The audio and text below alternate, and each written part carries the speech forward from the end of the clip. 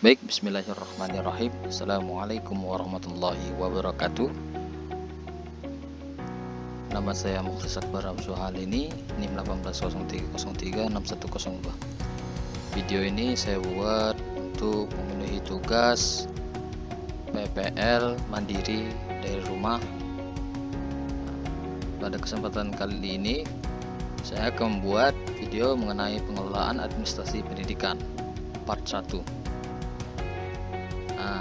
Pada part 1 ini saya akan membahas 4 poin, yaitu pertama pengertian administrasi pendidikan, yang kedua yaitu fungsi administrasi pendidikan, yang ketiga yaitu tujuan administrasi pendidikan, yang keempat yaitu ruang lingkup administrasi pendidikan. Yang pertama yaitu pengertian administrasi pendidikan. Sebelum kita memahami atau mengetahui pengertian dari administrasi pendidikan itu seperti apa, kita perlu memahami juga pengertian dari administrasi itu sendiri apa. Sedikit saya menjelaskan, mungkin dari teman-teman semua sudah paham mengenai administrasi, jadi saya mengulas sedikit.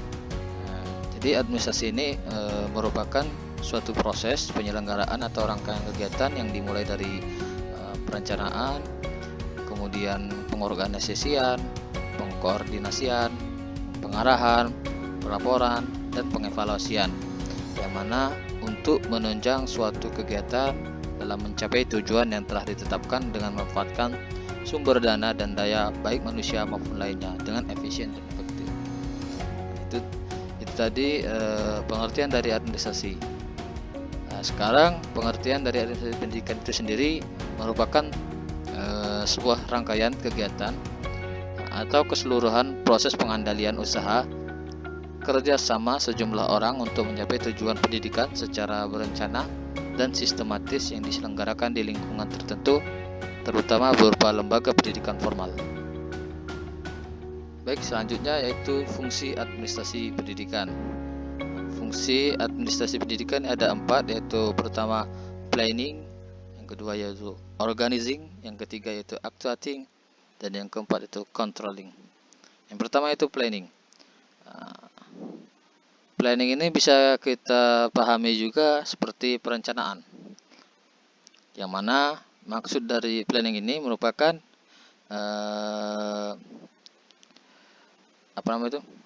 untuk memberikan kejelasan arah bagi setiap kegiatan, sehingga setiap kegiatan dapat diusahakan dan dilaksanakan secara efisien dan efektif. Dalam perencanaan juga terdapat prinsip-prinsip yang harus diperhatikan. Salah satunya yaitu untuk merencanakan sesuatu yang mana harus didasarkan atas pertimbangan tertentu. Jadi tidak semena-mena kita menentukan sesuatu yang mana itu kegiatan tersebut harus dirancang terlebih dahulu, seperti itu. Selanjutnya itu organizing atau bisa kita sebut dengan pengorganisasian. Pengorganisasian ini merupakan kegiatan yang berisi tentang menyusun dan membentuk hubungan kerja antara pribadi maupun kelompok, sehingga terwujudnya suatu kesatuan usaha dalam menempuh tujuan yang sudah ditetapkan. Di dalam pengorganisasian ini terdapat asas-asas juga yang harus diperhatikan.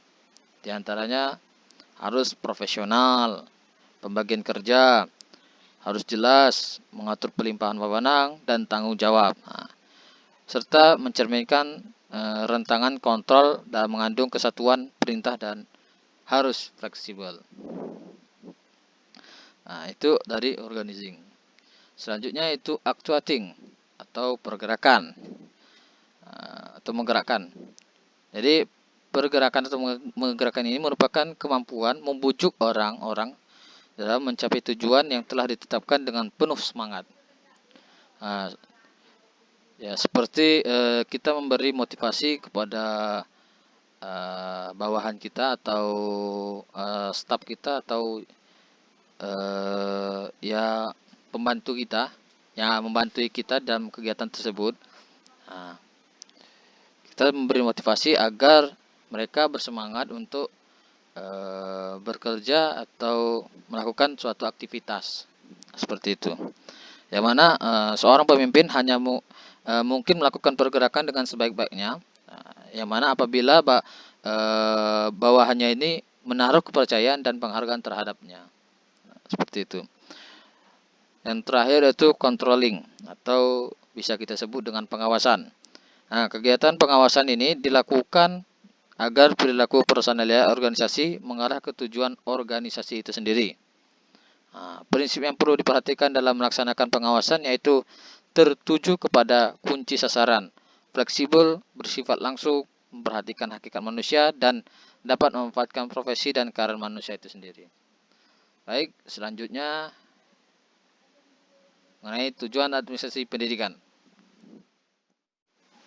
Untuk kita memahami mengenai administrasi pendidikan ini tujuannya seperti apa, maka kita perlu paham dulu tujuan dari administrasi itu sendiri apa dan tujuan pendidikan itu sendiri apa. Untuk mempermudah kita dalam memahami tujuan administrasi pendidikan seperti itu. Baik, tujuan dari administrasi itu sendiri yang saya baca yaitu menyelaraskan seluruh rangkaian kegiatan, baik itu kegiatan operatif maupun kegiatan manajemen dalam suatu organisasi untuk mencapai tujuan yang telah ditetapkan organisasi tersebut. Itulah tujuan dari administrasi. Adapun tujuan dari pendidikan untuk berkembangnya potensi peserta didik agar menjadi manusia yang beriman, bertakwa kepada Tuhan, berakhlakul mulia, sehat, berilmu, cakep, kreatif, mandiri, dan menjadi warga negara yang demokratis serta bertanggung jawab. Nah, dari penjelasan saya tadi bisa kita simpulkan bahwasanya tujuan administrasi pendidikan itu adalah agar tersusunnya dan terlaksananya suatu sistem pengelolaan instrumental dari proses pendidikan guna mencapai hal-hal yang menjadi tujuan dari pelaksanaan pendidikan di sekolah secara efektif dan efisien, serta menunjang tercapainya pendidikan di sekolah itu sendiri. Selanjutnya yang terakhir yaitu mengenai ruang lingkup administrasi pendidikan. Baik, yang pertama yaitu kurikulum. Bidang garapan ini merupakan pengelolaan kegiatan belajar mengajar. Adapun yang kedua yaitu peserta didik, yang mana meliputi penerimaan siswa baru, pendataan siswa, laporan, keadaan siswa, dan lain-lain sebagainya. Dan selanjutnya yaitu mengenai administrasi keuangan. Nah, keuangan ini menyangkut dua kegiatan utama, yang mana perencanaan keuangan sekolah dan tata usaha keuangan sekolah. Yang selanjutnya itu tenaga pendidik dan kependidikan. Kalau ini masalah-masalah penting dalam administrasi kepegawaian meliputi pendayaan personil, tata usaha kepegawaian, dan lain sebagainya yang bersangkutan dengan kepegawaian sekolah. Selanjutnya itu sarana dan prasarana. Nah, sarana dan prasarana ini kegiatan operasional yang perlu dilakukan. Yang pertama itu perencanaan jumlah dan jenis barang, pengadaan sarana dan prasarana, penerimaan barang dan penyimpanan inventaris barang, penyimpanan dan pemakaian barang. Nah, itulah suatu bidang-bidang yang administrasi pendidikan yang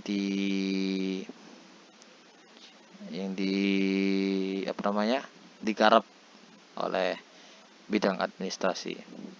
Nah, yang terakhir yaitu administrasi mengenai humas, atau bisa disebut dengan hubungan masyarakat dengan sekolah yang memiliki sifat yang pertama itu memberi manfaat timbal balik, sukarela, dan berlangsung terus menerus.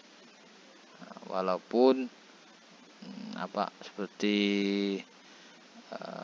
anaknya sudah lulus atau alumni, itu masih tetap terjalin kerjasamanya, baik itu pensiaran nama baik sekolah dan lain sebagainya. Baik, sekian dari saya. Selanjutnya saya akan menjelaskan di part 2 nanti. Insyaallah minggu ini saya akan upload. Untuk teman-teman yang masih penasaran, silakan subscribe, like dan komen. Dan tunggu materi yang kedua. Oke, akhirul kalam. Assalamualaikum warahmatullahi wabarakatuh.